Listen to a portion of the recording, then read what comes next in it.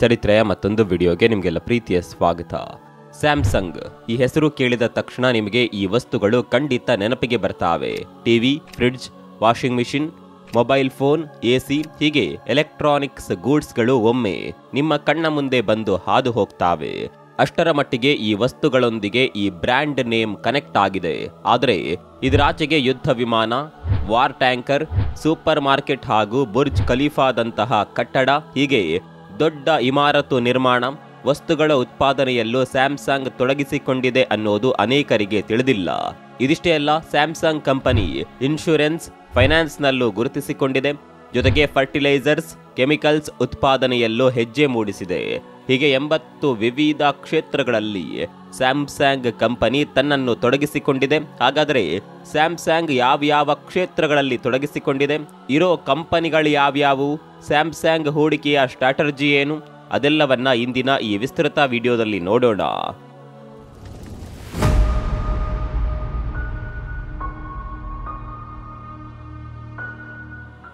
ಸ್ನೇಹಿತರೆ, ನೀವು ನೋಡುತ್ತಿರುವ ಈ ಹಳೆಯ ಕಟ್ಟಡವೇ ಸ್ಯಾಮ್ಸಂಗ್ ಕಂಪನಿ ಆರಂಭಗೊಂಡ ಐತಿಹಾಸಿಕ ಸ್ಥಳ. ಅಂದಹಾಗೆ ಸ್ಯಾಮ್ಸಂಗ್ ಕಂಪನಿಯ ಮೊದಲ ಸ್ಟೋರ್ 1938ರಲ್ಲಿ ಇದೇ ಸ್ಥಳದಲ್ಲಿ ಆರಂಭಗೊಂಡಿತು.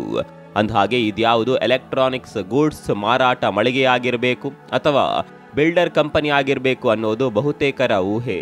ಆದರೆ ಅಚ್ಚರಿ ಅಂದ್ರೆ ಸ್ಯಾಮ್ಸಂಗ್ ಎನ್ನುವ ಈ ದೈತ್ಯ ಕಂಪನಿ ಆರಂಭದಲ್ಲಿ ಆರಂಭಿಸಿದ್ದು ತರಕಾರಿ, ಮೀನು, ನೂಡಲ್ಸ್ ಮಾರಾಟ ಮಳಿಗೆಯನ್ನ. ಹೀಗೆ ಸಣ್ಣ ಕಾಯಿಪಲ್ಯ ಮಾರಾಟ ಮಂಡಿಯೊಂದಿಗೆ ಆರಂಭಗೊಂಡ ಸ್ಯಾಮ್ಸಂಗ್ನ ಉದ್ಯಮ ಜರ್ನಿಯಲ್ಲಿ ಹಲವು ಏರುಪೇರುಗಳಿವೆ.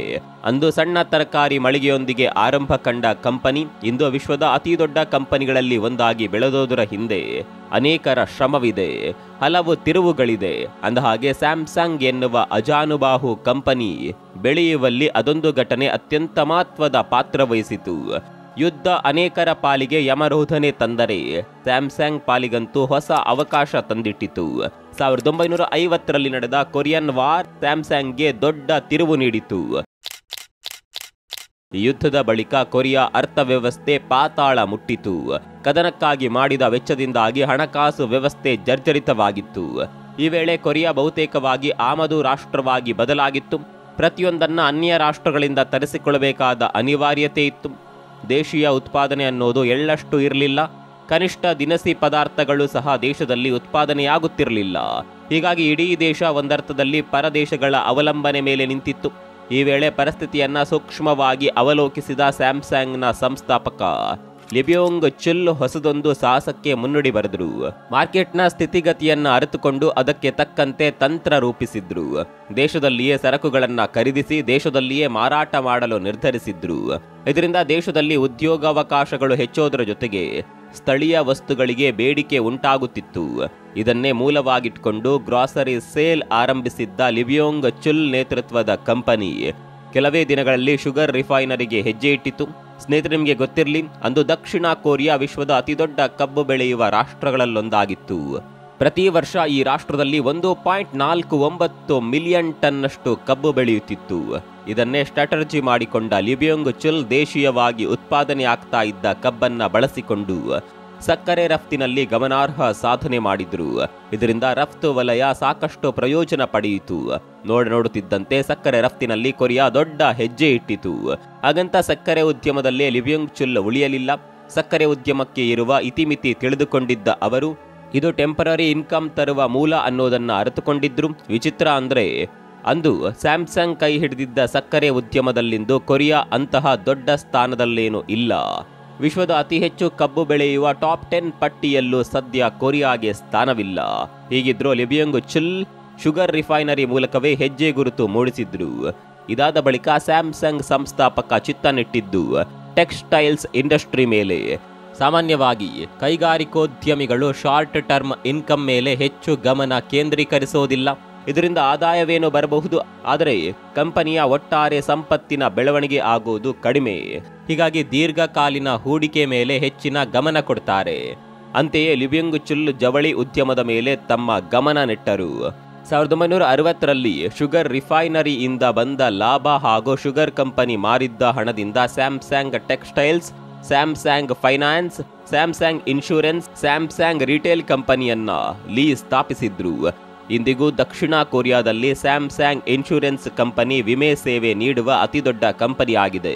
ಇನ್ನು ಸ್ಯಾಮ್ಸಂಗ್ ಕಂಪನಿ ಹೀಗೆ ವಿವಿಧ ಕ್ಷೇತ್ರಗಳಲ್ಲಿ ತೊಡಗಿಸಿಕೊಂಡಿದ್ದೇಕೆ ಎನ್ನುವ ಪ್ರಶ್ನೆ ಸಹಜ. ಯಾವುದೇ ಉದ್ಯಮಿಯಾಗಲಿ ತನ್ನ ದುಡಿಯುವ ಬಂಡವಾಳವನ್ನ ಒಂದೆಡೆ ಕೇಂದ್ರೀಕರಿಸಿ ಹೂಡಿಕೆ ಮಾಡೋದಿಲ್ಲ. ವಾರೆನ್ ಬಫೆಟ್ ಹೇಳುವಂತೆ ಒಂದೇ ಆದಾಯ ನಂಬಿಕೊಂಡು ಇರಬೇಡಿ, ಇರುವ ಆದಾಯಕ್ಕೆ ಮತ್ತೊಂದು ಪೂರಕ ಆದಾಯ ಮೂಲ ಸೃಷ್ಟಿಸಿಕೊಳ್ಳಬೇಕು ಎನ್ನುತ್ತಾರೆ. ಒಂದೇ ಕಡೆ ಹೂಡಿಕೆ ಮಾಡೋದಂದ್ರೆ ಉದ್ಯಮಿಗಳ ಪಾಲಿಗೆ ಆತ್ಮಹತ್ಯೆ ಮಾಡಿಕೊಂಡಂತೆ. ಕಾರಣ, ನಷ್ಟ ಉಂಟಾಗುವ ಸಂದರ್ಭ ಬಂದರೆ ಪಾತಾಳ ಕಾಣಬೇಕಾಗುತ್ತೆ. ಹೀಗಾಗಿಯೇ ಉದ್ಯಮಿಗಳು ಬೇರೆ ಬೇರೆ ಕ್ಷೇತ್ರದಲ್ಲಿ ಹೂಡಿಕೆ ಮಾಡ್ತಾರೆ. ಅಂತೆಯೇ ಲಿ ಬೆಂಗ್ ಚುಲ್ ಕೂಡ ಸ್ಯಾಮ್ಸಂಗ್ ಕಂಪನಿಯ ಹೂಡಿಕೆಯನ್ನ ವಿವಿಧ ಕ್ಷೇತ್ರಗಳಿಗೆ ವಿಸ್ತರಿಸಿದ್ರು. ಇನ್ನು ಸ್ಯಾಮ್ಸಂಗ್ ಕಂಪನಿಯ ಮೂರನೆಯ ಟರ್ನಿಂಗ್ ಪಾಯಿಂಟ್ ಅಂದ್ರೆ ಅದು ಎಲೆಕ್ಟ್ರಾನಿಕ್ಸ್ ಐಟಮ್ ವಲಯದಲ್ಲಿ ಗುರುತಿಸಿಕೊಂಡಿದ್ದು. ಇದು ಕಂಪನಿಯ ಪಾಲಿಗೆ ಅತಿ ದೊಡ್ಡ ಹೆಜ್ಜೆಯಾಗಿತ್ತು. 1970ರ ವೇಳೆಗೆ ಸ್ಯಾಮ್ಸಂಗ್ ಕಂಪನಿ ಕೊರಿಯಾದ ಅತಿದೊಡ್ಡ ಉತ್ಪಾದಕ ಸಂಸ್ಥೆಯಾಗಿತ್ತು. ವಿಶೇಷ ಅಂದರೆ ಈ ಸಂದರ್ಭದಲ್ಲಿ ಸ್ಯಾಮ್ಸಂಗ್ ಕಂಪನಿ ಸೆಮಿಕಂಡಕ್ಟರ್ ಕ್ಷೇತ್ರದಲ್ಲಿ 50% ಷೇರುಗಳನ್ನು ಹೊಂದಿತ್ತು. ಇದನ್ನೇ ಬಳಸಿಕೊಂಡ ಸಂಸ್ಥೆ ತಾನ್ಯಾಕೆ ಖುದ್ದು ಎಲೆಕ್ಟ್ರಾನಿಕ್ಸ್ ವಸ್ತುಗಳನ್ನು ಉತ್ಪಾದಿಸಬಾರದು ಅನ್ನುವ ಆಲೋಚನೆಯೊಂದಿಗೆ ಫೀಲ್ಡ್ಗಿಳಿಯಿತು. ಎಲೆಕ್ಟ್ರಾನಿಕ್ಸ್ ವಸ್ತುಗಳ ಉತ್ಪಾದನೆಯಿಂದ ನಷ್ಟವಂತೂ ಆಗಲಾರದು, ಅಲ್ಲದೆ ಇದು ಸತತ ಬೇಡಿಕೆ ಹಾಗೂ ಬದಲಾವಣೆ ಬಯಸುವ ಕ್ಷೇತ್ರ ಅಂತ ತಿಳಿದುಕೊಂಡಿದ್ದ ಲೀ ಮೊದಲಿಗೆ ಟಿವಿ ಉತ್ಪಾದನೆಯಲ್ಲಿ ಹೆಜ್ಜೆ ಇಟ್ಟರು. 1971ರಲ್ಲಿ ಸ್ಯಾಮ್ಸಂಗ್ ಕಂಪನಿ ತನ್ನ ಮೊದಲ ಬ್ಲ್ಯಾಕ್ ಆ್ಯಂಡ್ ವೈಟ್ ಟಿವಿಯನ್ನ ಮಾರುಕಟ್ಟೆಗೆ ಪರಿಚಯಿಸಿತು. ಹೀಗೆ ಮುಂದುವರೆದು 1979ರಲ್ಲಿ ಮೈಕ್ರೋವೇವ್, 1980ರಲ್ಲಿ ಏರ್ ಕಂಡೀಷನರ್ಸ್, 1981ರಲ್ಲಿ ಕಲರ್ ಟಿವಿ ಹಾಗೂ 1983ರಲ್ಲಿ ಕಂಪ್ಯೂಟರ್ ತಯಾರಿಸಿ ಮಾರುಕಟ್ಟೆಗೆ ಬಿಡುಗಡೆ ಮಾಡಿತು. ಕೇವಲ $27ನಲ್ಲಿ ಗ್ರೋಸರಿ ಸ್ಟೋರ್ನೊಂದಿಗೆ ಆರಂಭವಾಗಿದ್ದ ಸ್ಯಾಮ್ಸಂಗ್ ಕಂಪನಿಯನ್ನ ಲಿ ಬೆಂಗ್ ಚುಲ್ $500 ಬಿಲಿಯನ್ ಕಂಪನಿಯನ್ನಾಗಿ ಪರಿವರ್ತಿಸಿದ್ರು. ಎಲೆಕ್ಟ್ರಾನಿಕ್ಸ್ ಕ್ಷೇತ್ರದಲ್ಲಿ ಸ್ಯಾಮ್ಸಂಗ್ ಕಂಪನಿ ಹೆಜ್ಜೆ ಇಟ್ಟು ಯಶಸ್ಸು ಸಾಧಿಸಿತ್ತೇನೋ ನಿಜ, ಆದರೆ ಅದರ ಲಾಭಾಂಶದ ಬಹುತೇಕ ಭಾಗ ಸೆಮಿಕಂಡಕ್ಟರ್ ಕಾಂಪೋನೆಂಟ್ಸ್ಗಳ ಆಮದಿನಲ್ಲೇ ಕಳೆದು ಹೋಗ್ತಾ ಇತ್ತು. ಸೆಮಿಕಂಡಕ್ಟರ್ ವಲಯದಲ್ಲಿ ಸ್ಯಾಮ್ಸಂಗ್ ಹೂಡಿಕೆ ಮಾತ್ರ ಹೊಂದಿತ್ತು, ಉತ್ಪಾದನೆ ಹೊಂದಿರಲಿಲ್ಲ. ಇದು ಕಂಪನಿಯ ದೊಡ್ಡ ಸಮಸ್ಯೆಯಾಗಿತ್ತು. ಯಾವುದೇ ಕಂಪನಿ ತನ್ನ ವಸ್ತು ತಯಾರಿಕೆಗೆ ಬೇಕಾದ ಕಚ್ಚಾ ಸಾಮಗ್ರಿ ಬಿಡಿಭಾಗಗಳನ್ನು ತಾನೇ ತಯಾರಿಸಿದ್ರೆ ಮಾತ್ರ ಲಾಭದಲ್ಲಿ ಮುನ್ನಡೆಯಲು ಸಾಧ್ಯ. ಹೀಗಾಗಿ ಸ್ಯಾಮ್ಸಂಗ್ ಕೂಡ ಈ ನಿಟ್ಟಿನಲ್ಲಿ ಹೆಜ್ಜೆ ಹಾಕಿತು.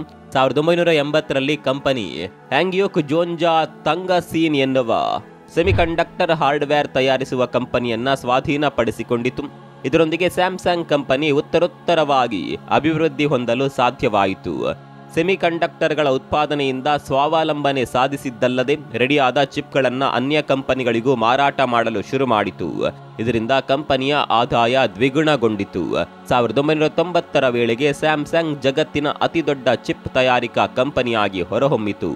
ಸೆಮಿಕಂಡಕ್ಟರ್ ವಲಯದಲ್ಲಿ ಯಾವಾಗ ಕಂಪನಿಯ ಹಿಡಿತ ಗಟ್ಟಿಯಾಯಿತು ಅಂದೇ ಕಂಪನಿ ಟೆಲಿಕಮ್ಯುನಿಕೇಷನ್ಗೆ ಸಂಬಂಧಿಸಿದ ಪರಿಕರಗಳ ಉತ್ಪಾದನೆಯತ್ತ ಚಿತ್ತ ನೆಟ್ಟಿತು. Telephone, boards, fax system, mobile ಫೋನ್ಸ್ಗಳ ಉತ್ಪಾದನೆ ಶುರು ಮಾಡಿತು. ಈ ಸಮಯದಲ್ಲಿ ಕಂಪನಿ ಕೇವಲ ಉತ್ಪಾದನೆಯತ್ತ ಮಾತ್ರ ಲಕ್ಷ್ಯ ಕೊಡಲಿಲ್ಲ, ಬದಲಾಗಿ ಕಂಪನಿಯನ್ನ ಜಗತ್ತಿನೆಲ್ಲೆಡೆ ವಿಸ್ತರಿಸುವ ಮಹತ್ವಾಕಾಂಕ್ಷೆಯತ್ತಲೂ ಚಿತ್ತ ನೆಟ್ಟಿತು.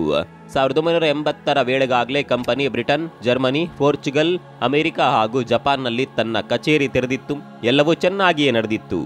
ಒಳ್ಳೆಯ ಆದಾಯದೊಂದಿಗೆ ತನಗ್ಯಾರೂ ಸರಿಸಾಟಿ ಇಲ್ಲ ಎನ್ನುವ ಆತ್ಮವಿಶ್ವಾಸದಲ್ಲಿ ಕಂಪನಿ ಮುನ್ನಡೆದಿತ್ತು. ಹೀಗಿರಬೇಕಾದರೆ 1987ರಲ್ಲಿ ಕಂಪನಿಯ ಸಂಸ್ಥಾಪಕ ಲಿ ಬೆಂಗ್ ಚುಲ್ ನಿಧನರಾದರು.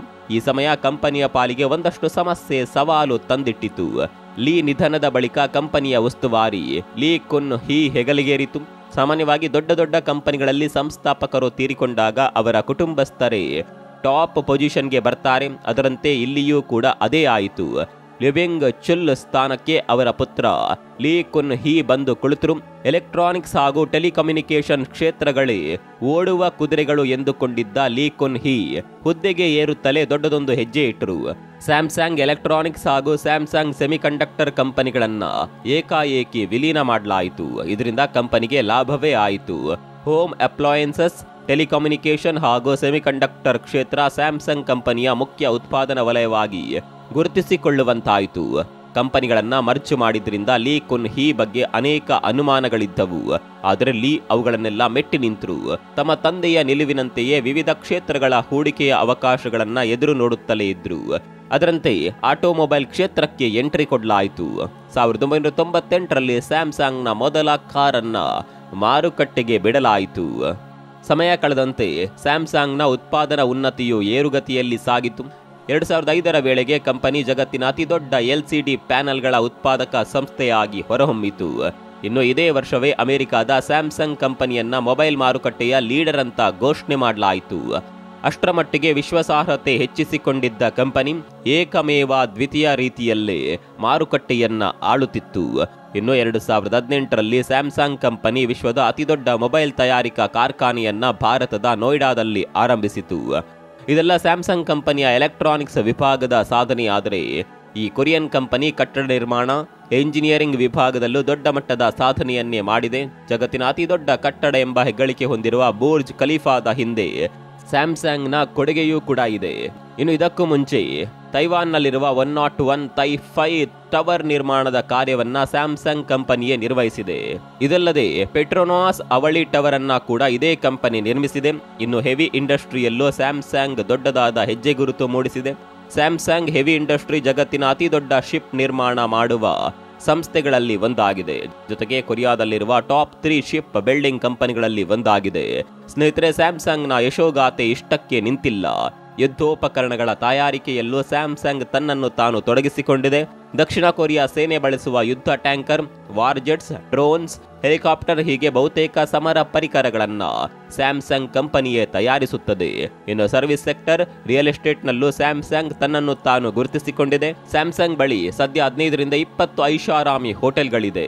ಅಲ್ಲದೆ ದಕ್ಷಿಣ ಕೊರಿಯಾದಲ್ಲಿರುವ ಅತಿದೊಡ್ಡ ಥೀಮ್ ಪಾರ್ಕ್ ಸಹ ಸ್ಯಾಮ್ಸಂಗ್ ಮಾಲೀಕತ್ವದಲ್ಲೇ ಇದೆ. ಇನ್ನು ದಕ್ಷಿಣ ಕೊರಿಯಾದಲ್ಲೇ ಅತಿ ದೊಡ್ಡ ಸ್ಯಾಮ್ಸಂಗ್ ನಗರವನ್ನ ಸಹ ಕಂಪನಿ ನಿರ್ಮಿಸಿದೆ. ಇದರಲ್ಲಿ ಅತಿ ದೊಡ್ಡ IT ಪಾರ್ಕ್ಗಳು, ಮಲ್ಟಿನ್ಯಾಷನಲ್ ಕಂಪನಿಗಳು ಕಾರ್ಯನಿರ್ವಹಿಸುತ್ತವೆ. ಇನ್ನು ಸರ್ವಿಸ್ ಸೆಕ್ಟರ್ನಲ್ಲೂ ಸ್ಯಾಮ್ಸಂಗ್ ಮೆಡಿಕಲ್ ಸೆಂಟರ್ ಗಮನ ಸೆಳೆಯುತ್ತಿದೆ. ಇದಲ್ಲದೆ ಡೇ ಕೇರ್ ಸೆಂಟರ್ಗಳನ್ನ ಸಹ ಕಂಪನಿ ನಡೆಸುತ್ತದೆ. ಇದರೊಂದಿಗೆ ಲಾಭದಾಯಕವಲ್ಲದ ಸರ್ಕಾರೇತರ ಸಂಘ ಸಂಸ್ಥೆಗಳು ಅಂದ್ರೆ NGOಗಳನ್ನ ಸಹ ಕಂಪನಿ ರನ್ ಮಾಡುತ್ತದೆ. ಇದರ ಅಡಿಯಲ್ಲೇ ಸ್ಯಾಮ್ಸಂಗ್ ವಿಶ್ವವಿದ್ಯಾನಿಲಯ ಸಹ ಕಾರ್ಯನಿರ್ವಹಿಸುತ್ತಿದೆ. ಸದ್ಯ ನಾವೆಲ್ಲ ಈ ಸ್ಯಾಮ್ಸಂಗ್ ಎನ್ನುವ ದೈತ್ಯ ಕಂಪನಿಯ ಪಾರ್ಶ್ವಭಾಗ ಅಥವಾ ತುದಿಶಿಖರ ಭಾಗವನ್ನ ಮಾತ್ರ ನೋಡಿದ್ದೇವೆ. ಬಾಕಿ ಭಾಗ ನಮ್ಮ ಕಣ್ಣಿಗೆ ರಾಚದಂತೆ ಅಜ್ಞಾತವಾಗಿಯೇ ಉಳಿದಿದೆ. ಸ್ಯಾಮ್ಸಂಗ್ ಕಂಪನಿಯ ಈ ಉನ್ನತಿಯ ಹಿಂದೆ ಕಂಪನಿಯ ಸಂಸ್ಥಾಪಕ ಲೀ ಬ್ಯೋಂಗ್ ಚುಲ್ ಅವರ ದೊಡ್ಡ ಕೊಡುಗೆ ಇದೆ. ಅವರ ದೂರದೃಷ್ಟಿ, ಉದ್ಯಮ ಬೆಳೆಸಿದ ಚಾಕಚಕ್ಯತೆ, ನಿರಂತರ ಶ್ರಮ ಕಾರಣ. ಜೊತೆಗೆ ಇದರೊಂದಿಗೆ ಕಂಪನಿಗೆ ಪೂರಕವಾಗಿದ್ದ ದಕ್ಷಿಣ ಕೊರಿಯಾದ ಆರ್ಥಿಕ ನೀತಿಗಳು ಸಹ ಸ್ಯಾಮ್ಸಂಗ್ ಎನ್ನುವ ಈ ಉದ್ಯಮ ದೈತ್ಯನನ್ನ ಆಗಸದೆತ್ತರಕ್ಕೆ ಬೆಳೆಸಿವೆ. ಕೊರಿಯನ್ ಯುದ್ಧದ ಬಳಿಕ ದೇಶದಲ್ಲಿ ಉಂಟಾಗಿದ್ದ ಆರ್ಥಿಕ ಸ್ಥಿತ್ಯಂತರವನ್ನ ತಡೆಯುವ ನಿಟ್ಟಿನಲ್ಲಿ ಕೊರಿಯಾ ಸರ್ಕಾರ ದೊಡ್ಡ ಮಟ್ಟದ ಪ್ರಯತ್ನ ಮಾಡಿತು.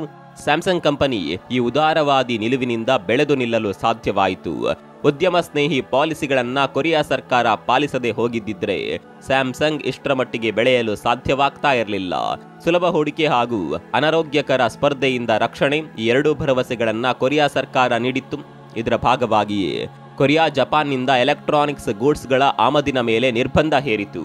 ಇದರಿಂದ ದೇಶೀಯವಾಗಿ ಉತ್ಪಾದನೆಯಾಗಿದ್ದ ಸ್ಯಾಮ್ಸಂಗ್ ವಸ್ತುಗಳ ಮಾರಾಟಕ್ಕೆ ಅನುಕೂಲವಾಯಿತು. ಇದಲ್ಲದೆ 50% ತೆರಿಗೆ ವಿನಾಯಿತಿಯಂತಹ ಪ್ರೋತ್ಸಾಹದಾಯಕ ಕ್ರಮಗಳನ್ನ ಸಹ ಕೊರಿಯಾ ಸರ್ಕಾರ ತೆಗೆದುಕೊಂಡಿತು. ಇದು ಸ್ಯಾಮ್ಸಂಗ್ ಕಂಪನಿಯ ಬೆಳವಣಿಗೆಯಲ್ಲಿ ಮಾತ್ರ ಪಾತ್ರ ವಹಿಸಿತು.